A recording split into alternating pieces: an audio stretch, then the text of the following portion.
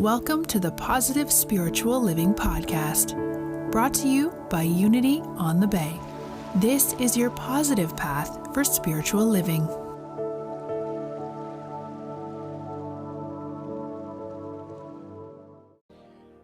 Friends, I just want to take the energy that we just experienced through that song inward. So I'm going to invite you to join me to just take a moment and close your eyes.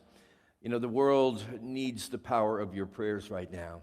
Take a moment to think of all those who have been impacted by this virus.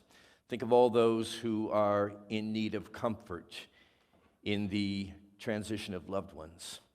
And think of all those who are, wherever they may be, feeling perhaps alone in a moment, an hour of need. Send them your love right now. And send them the spirit that was just so beautifully conveyed in that song. The awareness that within every human being is the innate capacity to rise up. In a moment of silence, we send these beloveds our love, our peace, and our thoughts of wholeness and comfort.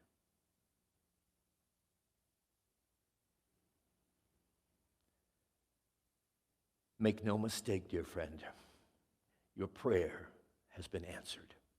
Your energy has been felt. And the world is a better place because you are in it. Amen.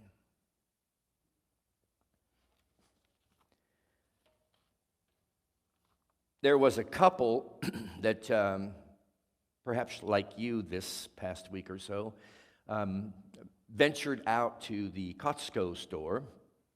And when they arrived, finally, they had a long line to wait in, 6 feet apart. But when they finally got into the store, the husband was especially delighted to see before him a huge display of Miller Lite in cases of 24 cans for a mere $10 a case. So he was thrilled. He ran over, grabbed a case, put it into the cart.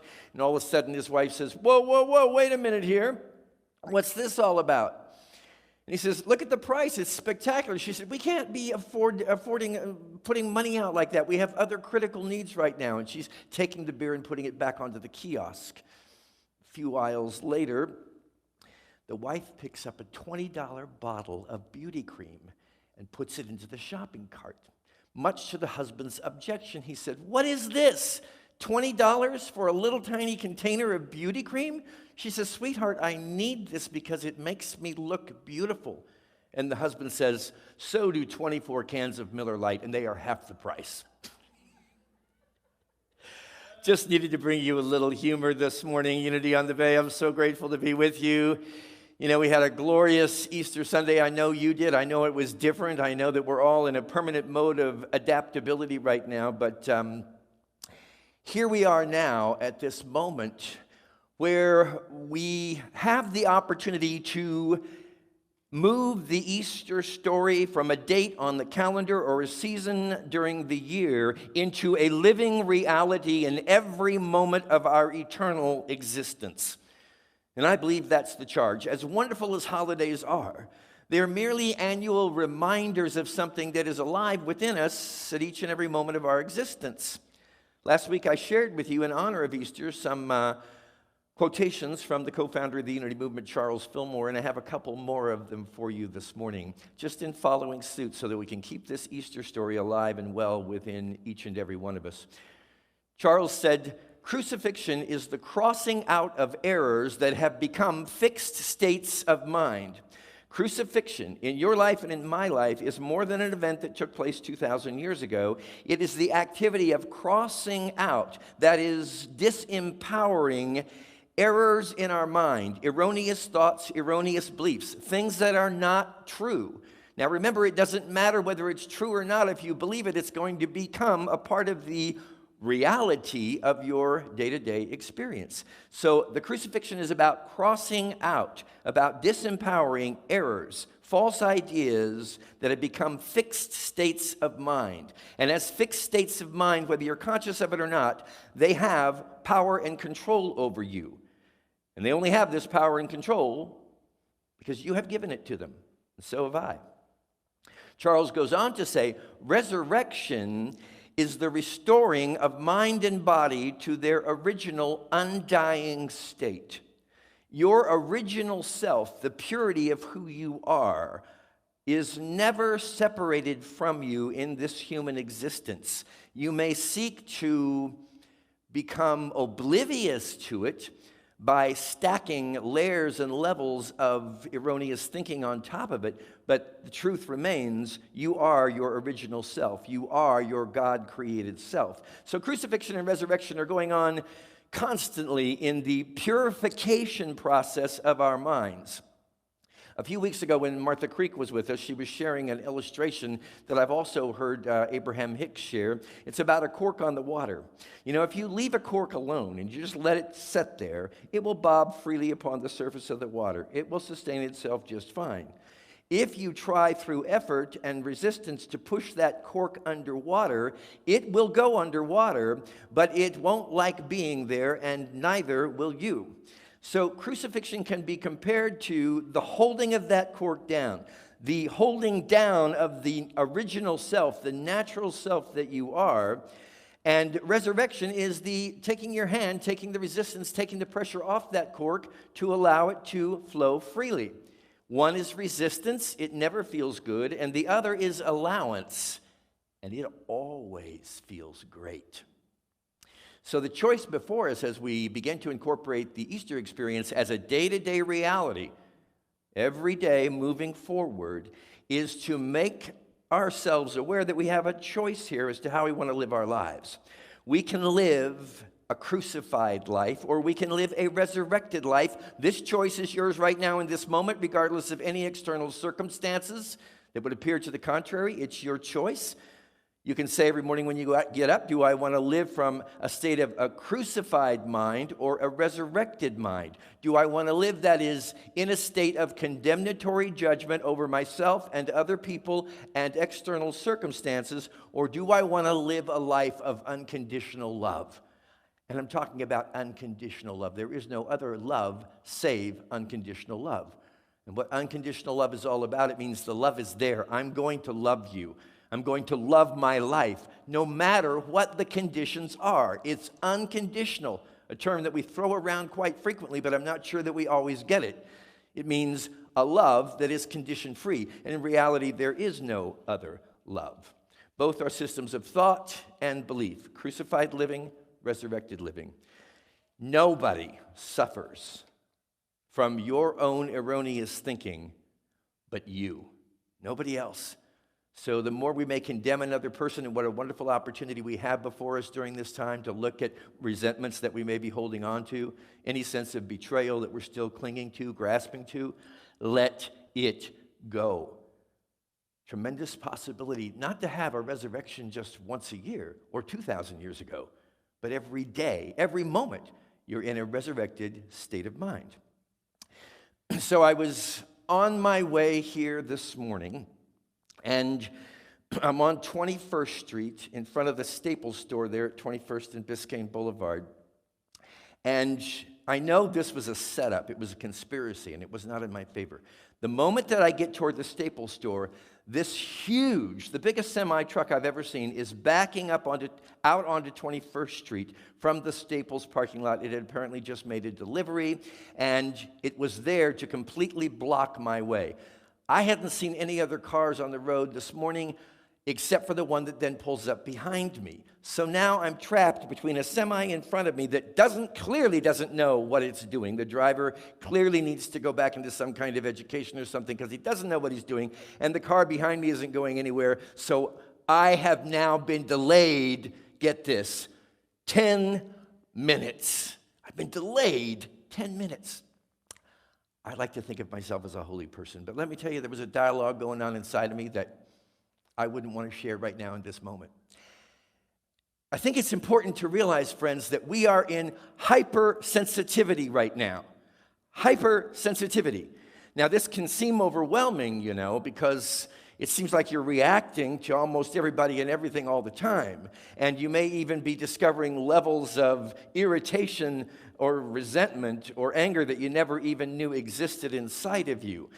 It's not a bad thing. You see, crisis always brings to the surface of your awareness those little pockets of fear, anger, animosity, resentment that are still lingering inside of you. The hypersensitivity is good. Let it come up.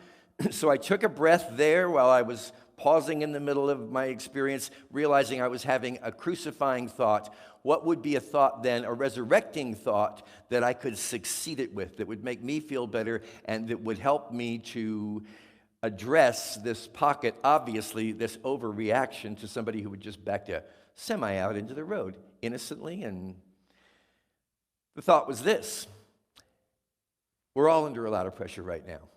Maybe it wasn't the best timing, but he had to get the truck out of there. He's doing the best he can, for God's sake, literally. He's doing the best he can. Let him off the hook and enjoy the pause. And in fact, what I did was I sat there and just recited in my mind the joke that I just shared with you this morning. So if it came off okay, you can thank that truck driver who was blocking me in front of Staples.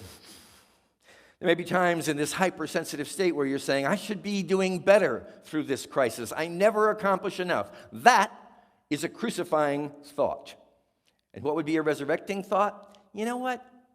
I'm really doing just fine. I need to take it easy on myself. This is not a good opportunity for me to come down on my behavior. I am happy with my accomplishments, regardless of how my internal monitor might be measuring them.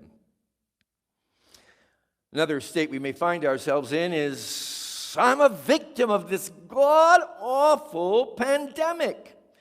I am trapped. That is 100% a crucifying thought. You hold on to that, you're going to experience the pain of crucifixion. You can flip it and you can come up with a resurrected thought that says, I'm determined. I am determined, regardless of external circumstances, to receive the gifts that I personally have requested through this experience. You see, each one of these is cork up, cork down, cork up, cork down. What are your current thoughts about the state of the world? What are your current thoughts about the state of the world? Are they resurrecting thoughts? Are they lifting you up? Or are they crucifying thoughts? So often we don't think we have a choice in this, my friends, but we do. We always have a choice. We're always free to pluck out a thought that is not serving us, that is pushing our cork down under the surface of the water, and choose a resurrecting thought that can lift us up. Are you willing to move from crucified thinking to resurrected thinking? Crucifixion plus resurrection always equals liberation. The capacity for liberation in the presence of this situation right now is unprecedented. Yeah, the situation is unprecedented, but so is the capacity for us to utilize these tools of crucifixion and resurrection to experience liberation. How do we experience a resurrected life? And I want to give you just a few thoughts on how you can, right now in this moment and moving forward, take yourself down off the cross that you yourself are trying to crucify yourself on, which is to change your mind, change your thoughts. It begins with ownership. We've talked about this many times. I am not going to put the responsibility for my experience off on other people, not anybody or anything outside of me. I'm taking responsibility for my life. It's ownership. I'm going to own my experience. Second is receptivity. And by receptivity, I mean ask for help. God is always a present help. God is always a present help. But God is not going to come and shove God's self in your face. You have to ask. You have to recognize you have a higher presence and a higher power within you. You can call upon that. It's here to serve you, but you have to invite it in. So it's a matter of receptivity and then invitation. And the best invitation you'll ever find to ask for help, to go within, to take responsibility, is to allow any and all irritations to invite you in. The moment you feel irritated, the moment you feel resentful, the moment you feel like you're on edge, that's your moment to stop and say, I'm going to invite this higher presence and power into my conscious awareness so that it can support me. I'm going to ask for help, and I'm going to trust that that help is there for me. Gentleness. Dear God Almighty, it's so important for us to be gentle with ourselves right now, my friends. We're moving through a process of deconditioning, getting out of the programmed thinking that has been crucifying us and into the resurrected thinking that can liberate us. But we must exercise self-compassion. Be easy on yourself. Don't condemn yourself. Embrace yourself, love yourself, care for yourself. And finally, trust. And what are we trusting? We are trusting that good and only good will prevail here. At the end of the day, when all is said and done, God is good all of the time. All of the time, in all conditions. For God transcends conditions in a way that allows us to begin to, moment by moment, day by day, decision by decision. I'm not going to crucify myself anymore. I'm going to allow myself to be resurrected so that I can experience the liberation of my lifetime. And I'm ready to do this because I want to live a resurrected life. In his amazing book, Finding Yourself in Transition, Unity Minister Robert Brummett has these words to share with us. We don't try to control or orchestrate the flow of our life anymore. We let it unfold. Yes, we ask for what we want. We voice our opinion when it's appropriate, and we act when we need to act, but we are not attached to the results. This is the way that you live, my friends, a resurrected life. Ask for what you want. Express your thoughts, your ideas to your heart's desire. But don't get attached to the results. Make your contribution and then back off. Let the flow of life orchestrate itself. You know, this is a time of surrender, as was so beautifully demonstrated in that song this morning. It's a time of surrender. I surrender, and I'm not afraid to surrender. I'm not afraid to wave the white flag because I know who has charge over this situation and who has charge over my life. He goes on to say, in the resurrected life experience, we become less concerned with the external content of our life, less concerned with the past and the future, and more concerned with how we are living our life in each moment. We begin to see that the true quality of our life is not dependent upon external circumstances. Let me say that again. The true quality of our life is not dependent on external circumstances. My friend, I know we've been told this all of our lives, that we are dependent on what's happening outside of us. But we're not. We're independent because we recognize that what's happening outside of us is a direct reflection of what is happening inside of us. The potential, I will say it again, for a spiritual liberation in the midst of this crisis is off the chart. And you and I have been asking for this, my dear friends. I believe the whole human race has been asking for it.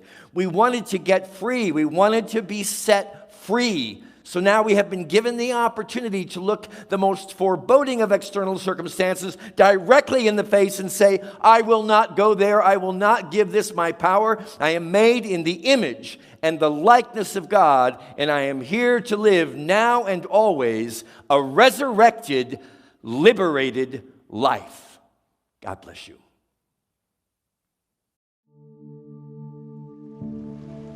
We hope you enjoyed this episode of the Positive Spiritual Living Podcast, brought to you by Unity on the Bay, a spiritual community located in Miami, Florida. Unity on the Bay is supported by the generosity of its community. If you'd like to make a donation or learn more about Unity on the Bay, please visit unityonthebay.org. You can also follow Unity on the Bay on Facebook, Instagram, and Twitter for even more positive spiritual inspiration. Until next time, thanks for listening and many blessings. Namaste.